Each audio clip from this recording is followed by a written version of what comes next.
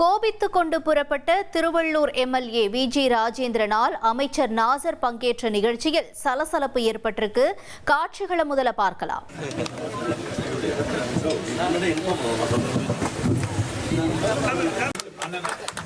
அண்ணன் வி.ஜி. அண்ணன் அவர்களுக்கு நன்றி தெரிவித்துக் கொள்கிறேன். அண்ணன் எம்எல்ஏ அவர்கள்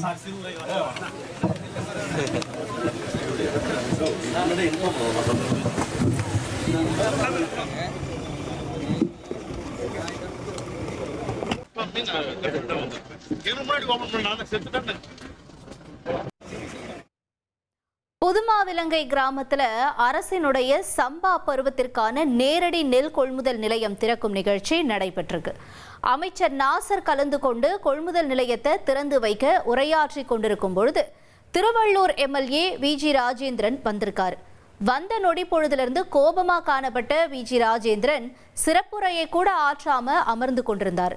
தொடர்ந்து கூட்டுறவுத்துறை மற்றும் பாதுகாப்பு உணவுத்துறையின் சார்பில் நன்றி தெரிவிச்சப்ப தன்னோட பேர அதிகாரிகள் சொல்லலன்னு கோபம் அடைஞ்சு புறப்பட்டதுனால அங்க பரபரப்பு ஏற்பட்டிருக்கு.